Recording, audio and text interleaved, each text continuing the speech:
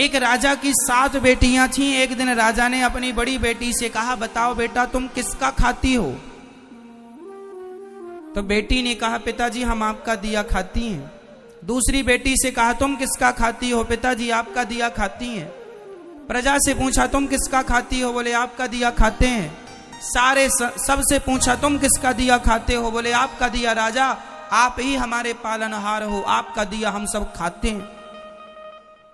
सबसे छोटी बेटी से कहा, बेटी तुम बताओ तुम किसका खाती हो? तब उस बेटी ने कह दिया, पिताजी हम भगवान का दिया खाते हैं, हम आपका दिया नहीं खाते।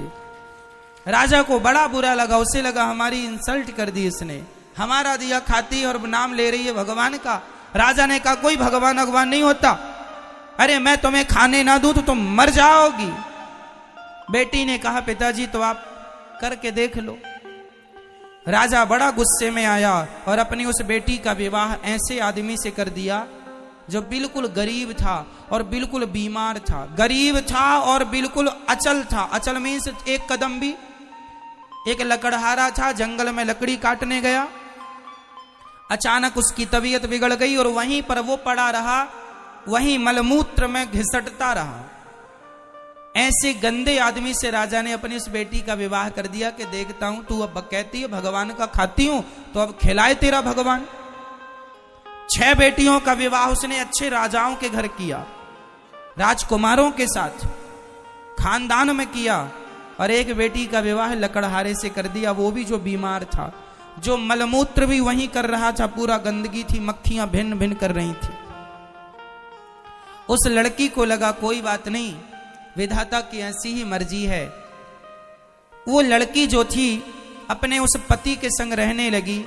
उसे पास में नदी थी तो ले गई, नहलाया धुलाया साफ किया, और जो उसके भाग्य में था मिला। उसका पति चल नहीं पाता था, अब वो क्या करे, पति को भोजन कैसे कराए? तो जंगल की लकड़ियां बीनती और ले जाके शहर में बेचती, जो पैसा आता उससे कुछ दवाइयां लाती, कुछ रोटियां लाती, खाती, पति को खिलाती, दवाई खिलाती। और वहां पर एक नाग नागिन, जंगल था ना तो जंगल में तो जीव जंतु ही रहेंगे, एक नाग नागिन का जोड़ा था। तो वो जब दूध लाया करती अपने पति को देती, और जो बच जाता तो दौने में वो वहां नाग नागिन को रख दिया करती थी। तो नाग नागिन दूध पीते और बड़े प्रेम से वो खुश रहते। अब वो धीरे धीरे उसका पति ठीक होने लग गया, बीमारी से उसको राहत मिलने लग गई, ठीक होने लगा। एक दिन नाग ने सोचा कि ये मेरी इतनी सेवा करती है, परोपकारी भाव है, यदि इसे धन मिल जाएगा तो ये तो समाज की बहुत सेवा करेगी। तो सांप ने उसे स्वप्न में कहा कि जहां हम लोग रहते हैं वहां बहुत बड़ा खजाना गड़ा है, तुम खोद लेना। वो लड़की ने खोदना शुरू किया, उसे सच्ची का खजाना मिल गया, जिसमें बहुत सारा सोने चांदी से भरा हुआ खजाना था। वो तो लखपति हो गई। उसने एक बड़ा सा महल बनवाया, नगर बसाया, ओ बढ़िया ठाट बाट बनाया, और दोनों राजा रानी हो गए। उसका पति बिल्कुल स्वस्थ हो गया और बढ़िया राज सिंहासन पर बैठने लगे, और बड़े प्रेम से हाथी घोड़ा इकट्ठा किया और सेना इकट्ठी की, राजा हो गया। वो रानी हो गई, पर उसने परोपकार नहीं छोड़ा।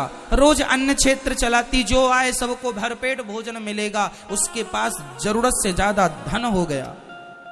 एक दिन वो सबको भोजन बांट रही थी तो उसने देखा कि लाइन में सबसे पीछे उसका बाप लगा हुआ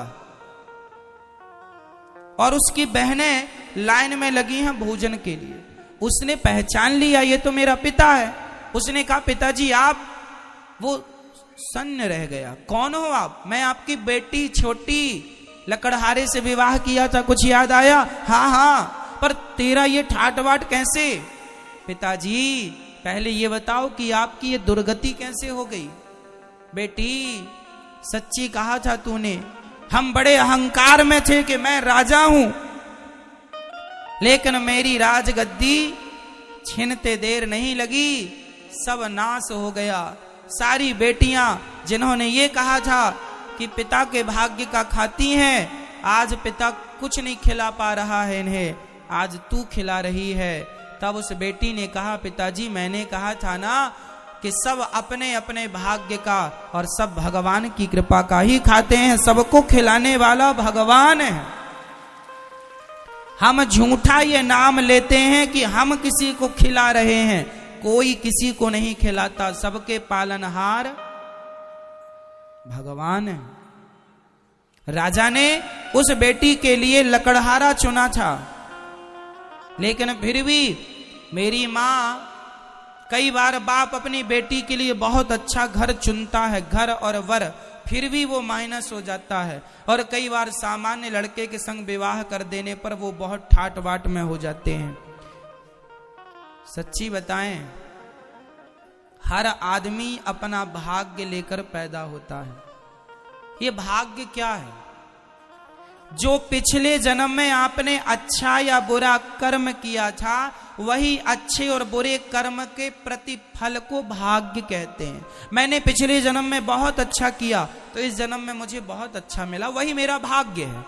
मैंने पिछले जन्म में किसी के साथ बहुत गलत किया, आज मेरे साथ गलत हो रहा है, वही मेरा भाग्य है और वही मेरा कर्म दंड है। इसलिए हमें जीवन में कभी किसी को दोष नहीं देना चाहिए कि दुख तुम्हारे कारण मिला, दुख तुम्हारे कारण मिला। कोई किसी को दुखी नहीं करता, कोऊ ना काहू को सुख दुख कर दाता, निज कृत कर्म भोग सब भ्राता। हर व्यक्ति अपने किए का दंड भोगता है, अच्छे का अच्छा, बुरे का बुरा। इसलिए ये ईश्वर का विधान मानकर हर हाल में प्रसन्न रहकर भगवान का धन्यवाद करो। पिछली करनी बिगड़ी थी पर आज ना बिगाड़ो, अब ना बिगाड़ो, अब बिगड़ेगा तो कल भी बिगड़ेगा। पिछला कल बिगड़ा तो वर्तमान बिगड़ा है, वर्तमान बिगाड़ोगे तो भविष्य भी बिगड़ जाएगा। इसलिए अब तो अच्छा करो, अब गलत ना करो, क्योंकि आज से ही कल है। जिसका वर्तमान अच्छा है, प्रेजेंट अच्छा है, उसका फ्यूचर अच्छा है, भविष्य अच्छा है। वर्तमान बिगड़ा तो भविष्य बिगड़ा। तो बताओ हम सब किसका खाते हैं मेरी मां? किसकी कृपा का? हमें भगवान ही खिला पिला रहे हैं। जहां का दाना पानी होता है, आप लोगों का वृंदावन का दाना पानी था तो आप वृंदावन आए, बिहारी जी ने बुलाया। दाने दाने में लिखा है खाने वाले का नाम। ये सब तय कौन करता है? विधाता।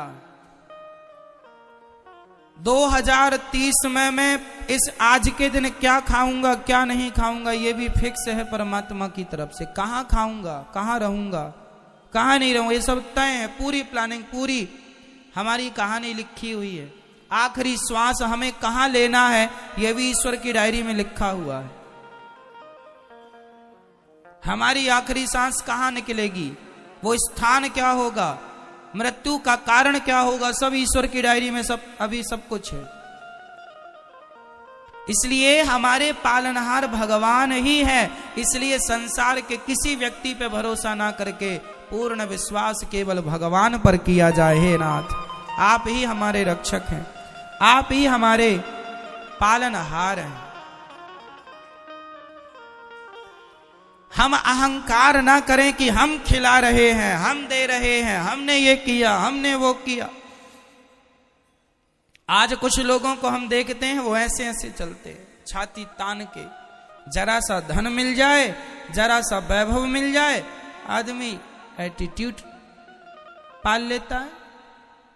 थोड़ा सा आप लोगों को अहंकार तो नहीं है किसी चीज का? अहंकारी आदमी ना ज्यादा किसी से बात नहीं करता, वो किसी की तरफ देखता नहीं, उससे लगता अरे ये तो मामूली लोग हैं, इसे क्या देखना। किसी को मामूली ना समझना। आपको पता है हाथी जब चलता है तो सूंड से फूंक मारता हुआ चलता है। आपको पता है हाथी सूंड से फूंक क्यों मारता है? क्योंकि हाथी को चींटी से डर लगता है। हाथी किससे डरता है आपको पता है? मैया, हाथी किससे डरता है? क्यों? क्योंकि हाथी चींटी के काटने से मर जाता है। कहां? उसके सूंड से होती हुई चींटी यदि अंदर चली, सूंड उसकी होती है ना, यदि उसकी नाक से होती हुई चींटी अंदर उसके मस्तिष्क तक चली गई और उसके मस्तिष्क में चींटी ने काट दिया तो हाथी मर जाता है। जो हाथी इतना पावरफुल होता है वो एक नन्ही सी चींटी के काटने में मर जाता, पर चींटी सही जगह काटे तो, पांव आंव में काटती रहे तो कुछ नहीं,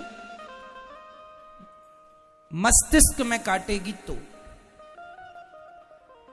हाथी चींटी को भी छोटा नहीं समझता, इसलिए हमें भी कभी किसी को छोटा नहीं समझना है, सबका आदर करना है, सबका सम्मान। क्यों? क्योंकि सबको ईश्वर ने बनाया है। ये तुम अहंकार ना पालो कि हमने ये, हमने वो, हम ये, हम वो, ना जी, तुम कुछ भी नहीं हो। हमारा और तुम्हारा कुछ नहीं है संसार में, और हमारी तुम्हारी अकड़ भी नहीं चलती। कई लोग कहते हैं कि मैं ना हूं तो तुम मर जाओ, अच्छा ऐसा भी कर लो। अच्छा ये बताओ, आपके बिना आपका घर चलेगा कि नहीं? बोलो, चलेगा? कई लोग ये सोचते हैं ना, हमारे बाद क्या होगा महाराज, सब अच्छा होगा, तुम मरो। तुम्हारे बाप दादे भी ऐसे ही सोचते थे, हमारे बाद क्या होगा, सब अच्छा हो रहा, बुलाओ जरा उनको, आओ बुढ़ऊ देख लो, कोई काम रुका है? तुम जबरदस्ती टेंशन पालते थे, हमारे बाद क्या होगा, आराम से मरो। किसी के बिना किसी का कोई काम नहीं रुकता, हम जबरदस्ती झूठा अहंकार पाले बैठे। हमारा क्या होगा, सब बढ़िया। आपके जाने के बाद आपके घर में दीपावली भी मनाई जाएगी, हाँ या ना? होली भी मनाई जाएगी, हाँ या ना? है ना? शादी विवाह में आपके घर भांगड़ा बजेगा और आप नाचोगे भी। और जो लोग थे ना बूढ़े, वो सोच रहे थे हमारे बाद क्या होगा, अच्छा होगा, तुम जाओ खाली करो जगह।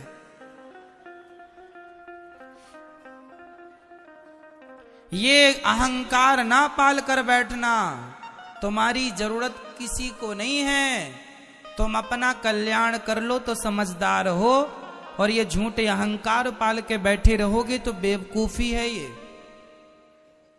मेरी जरूरत किसी को नहीं है, मैं जबरदस्ती ये कह रहा हूं मेरे द्वारा ये काम हो रहा, मेरे द्वारा ये हो रहा, ना जी, हमारी जरूरत किसी को नहीं। बताओ किसकी किसे जरूरत है? पुरुष कहता है पत्नी की जरूरत है, अरे एक मर जाए तो दूसरी ले आता है, हाँ या ना? बोलो हाँ या ना? और पत्नी कहती है पति मेरी जरूरत है, पति चला जाए तो दूसरा ले आता।